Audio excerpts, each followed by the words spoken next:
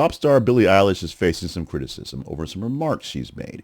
And these are remarks she's made for quite some time, but these specifically came out over the weekend when a big appearance at the Grammys and talking about how no one is illegal on stolen land.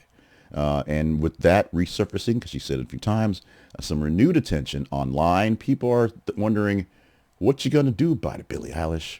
Critics argue that the comment conflicts with her ownership of multiple high-value properties in California, prompting calls for social media for her to basically hand over her mansions if she truly believes the land was unjustly taken. The controversy quickly spread across platforms, drawing both criticism and defense for the young Eilish.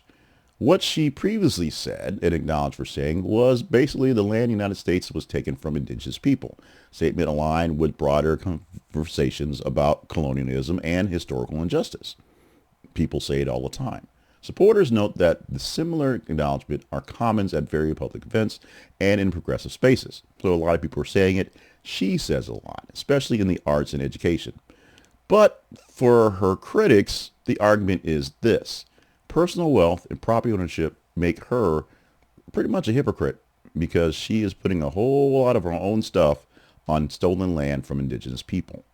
The backlash intensified as social media users highlighted Eilish's real estate holdings, which is a big chunk of her actual wealth, including luxury homes reportedly worth millions. Some commentators are sarcastically suggesting that she donate or return her properties as proof of sincerity, while others accuse her of just virtual signaling. The debate reflects the common pattern of celebrity activism, while personal lifestyle choices are scrutinized against public statements on social justice issues. It is basically a bugaboo of the business where you get to say what you want to say and be supportive when you be supportive of, but then you have to go back and look at your big pile of money, and people get to say, what about that big pile of money? And then you have to kind of shrug and go along with it. Defenders argue that acknowledging historical injustice does not require individuals to give up private property, especially when the issue is systematic rather than personal. Cultural commentators say that critics are weaponizing Eilish's wealth to discredit a broader conversation about indigenous history and land rights. Some indigenous activists have also noted that symbolic acknowledgement and material restitution are complex issues not resolved by singing celebrities. This is the reparations argument that people say would fix things, except where is the money coming from, who's it paying, and why are some people going to suffer from it? Because some people lose out in the battle. Media outlets note that the controversy fits into a recurring debate about how far public figures should go when speaking about social justice. Celebrities often face pressure to turn statements into concrete action, even though statements echo widely accepted historical facts. Analysts say that the episode underscores how quickly online discounts can escalate from criticisms to demands that may be more symbolic than actual practical. Here's the deal. People who support the criticism say it forces wealthy public figures to think carefully about the words that come out of their mouths when they live their own lifestyles. This debate also keeps attention on indigenous land issues and historical injustice, which may, if you argued about, people just think deserves more visibility so it doesn't go away.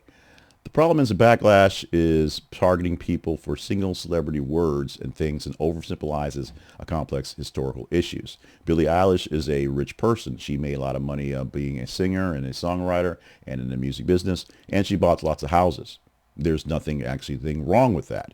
She didn't buy houses off illegal land per se. She didn't go and steal indigenous land to put a mansion up there. She went to a real estate broker and bought it that was already taken care of. That's not the real issue going forward, and that's not the issue that she's actually talking about. So it's a distraction. Her big houses are a distraction from the meaningful policies that she really wants people to talk about. And mostly I don't talk about Billie Eilish because I don't particularly care about Billie Eilish. I don't know what she sings.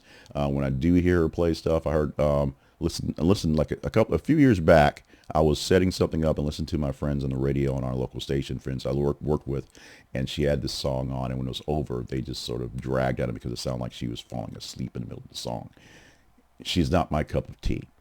But after winning big this past weekend and having a big platform, she said what she wanted to say, and she got a message across. And the problem is, she also has a bit of hypocrisy in the message from herself.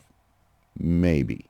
Or maybe we're putting too much pressure on Billie Eilish and more people should just not care about her. Your mileage may vary with your Billie Eilish. Your thoughts may vary with your Billie Eilish. Your comments, please let me know what varies with your Billie Eilish.